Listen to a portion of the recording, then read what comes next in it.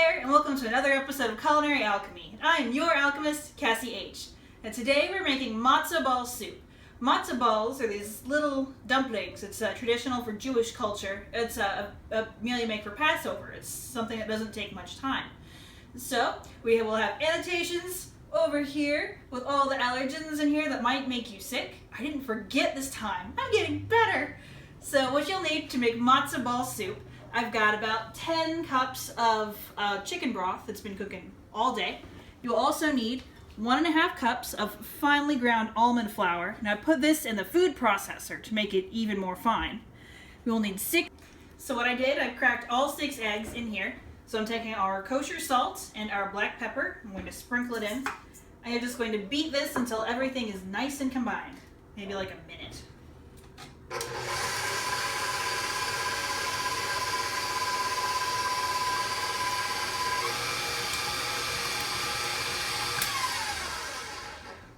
Alright, to this nice, wonderful mixture, you will add your flours, your dill, and your softened butter. And combining this will take a few more minutes than that.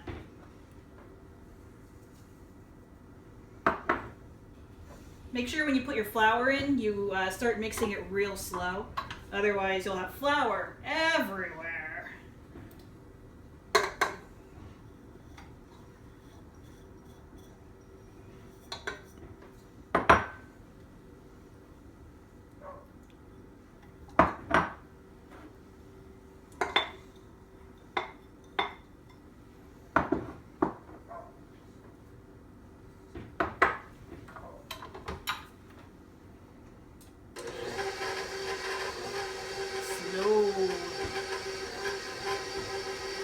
Once it starts getting all clumpy, that's when you can turn up the speed.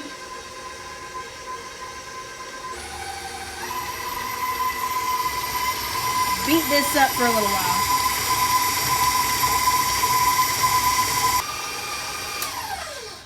I'm going to scrape the bowl down. Of course I didn't pull out a spatula. That would be the smart thing to do.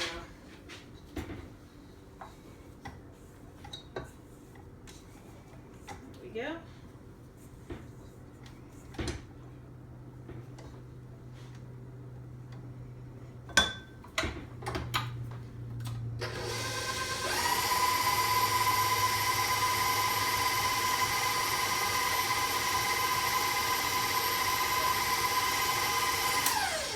Looks good. So what I'm going to do now is I'm going to scrape down my beater, put plastic wrap on this, and let this whole bowl refrigerate for at least an hour to get everything nice and firm.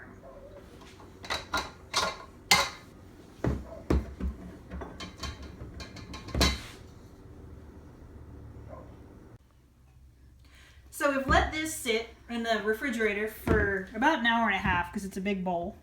It looks like congealed stuff. So now what we're going to do is we're going to form this into balls. Now the recipe that I've looked up says you use dry hands. It did not mention flour at all. But it did say that if this is not as firm as you want it to be, to add just a bit more potato starch and stir it up. So let's see. We got, oh wow, this is sticky. It says form this into about ping pong sized balls.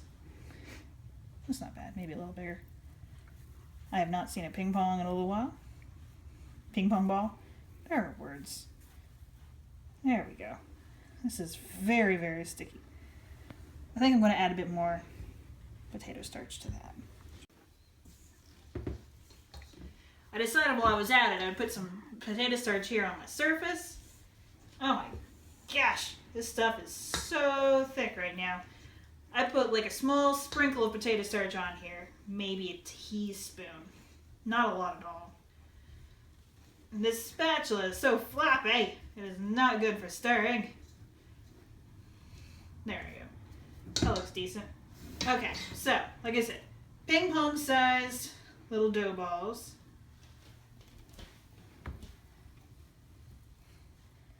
That'll work. You could also make them bigger if you wanted.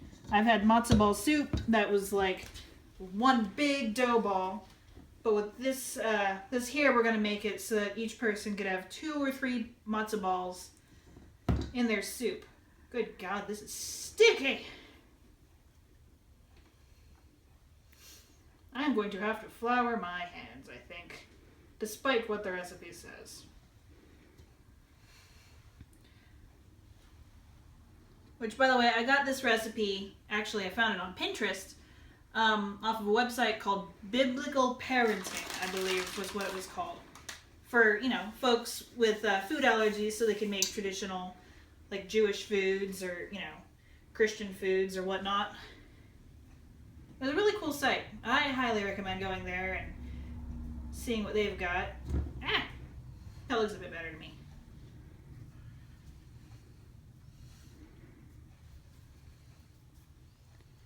There we go. So we're going to go ahead and roll all of our dough out. And then once this pot here starts boiling, we're going to boil them for 30 minutes. So they're cooked all the way through. That's much nicer. I've got water here. It's been boiling for a bit now. It's not as boily as I would like, but whatever. I added some kosher salt to that because this is a Jewish recipe. You need to use kosher salt. So I've got my slotted spoon.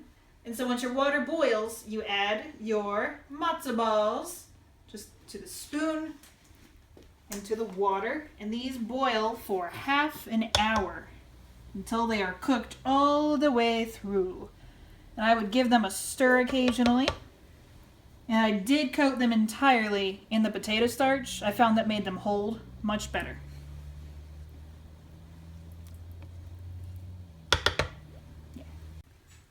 While this is all doing its thing, boiling, and I've stirred it a few times, I'm going to get these all prepped for the actual soup making part. So I'm going to cut off the tops and the bottoms.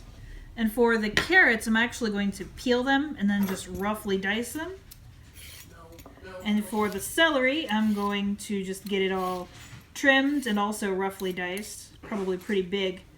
And that way, once this is done boiling, we can repurpose it as a soup pot and get that happening. There we go.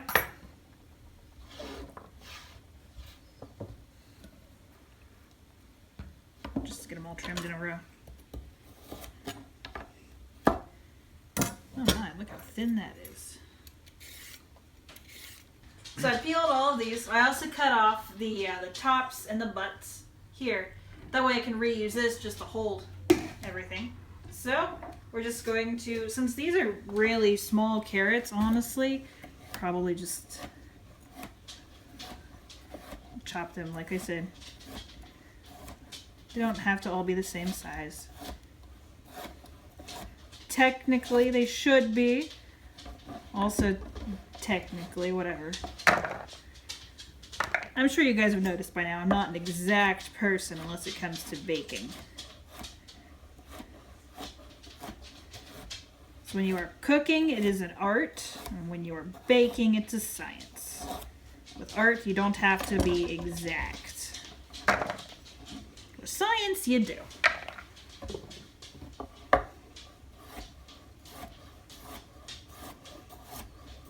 So mesmerizing.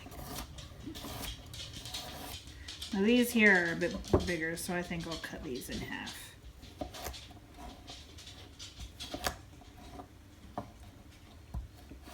Probably could have stacked them up a little faster. So pretty much more of the same, and then with the celery, I'll cut it in half. Oh no, my dog is barking. And then just chop them like that. Just going to repeat this, oh no, with all my veggies, and then they will be prepped. And then I will knead them in about 10 minutes. Yay! So, when the half an hour has passed, fish out your matzo balls with a slotted spoon. I'm just removing them to a 9x13 here, because I have like 5. No, they're hiding.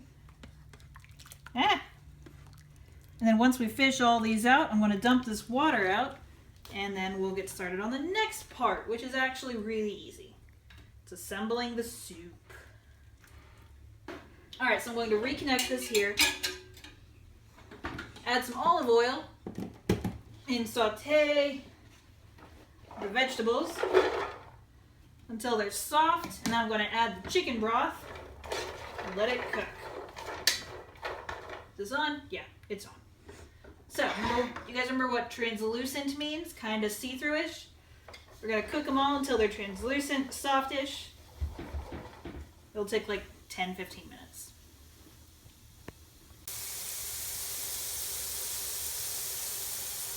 So I've had this stuff cooking for about 10 minutes now.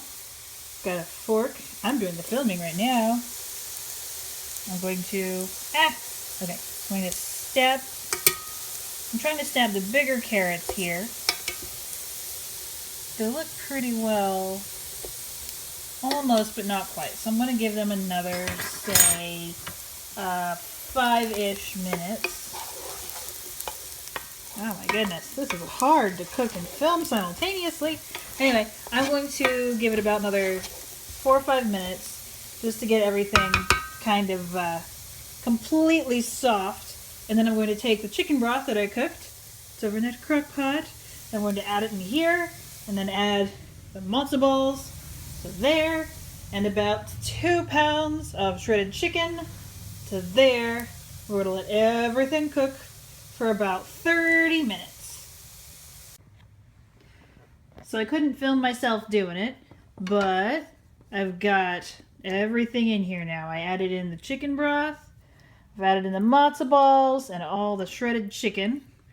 And now this just needs to cook here for about 30 minutes. And just keep giving it a stir every now and then.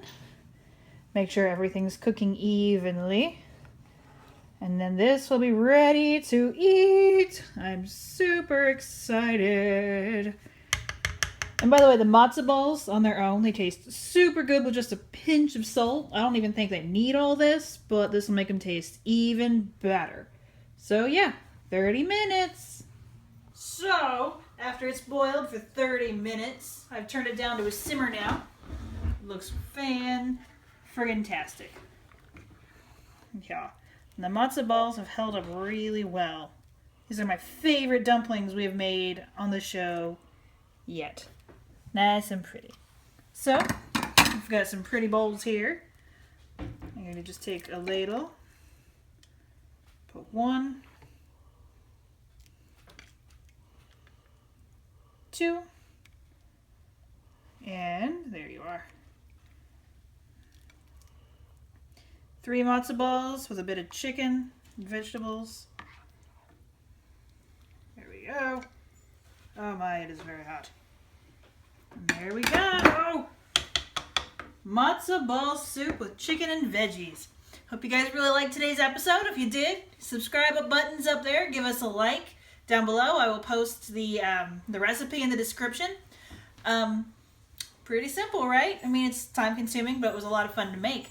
So, tune in next week for our episode on fish and chips. Yay, Britain! Until then, I'll see you guys later. Bye!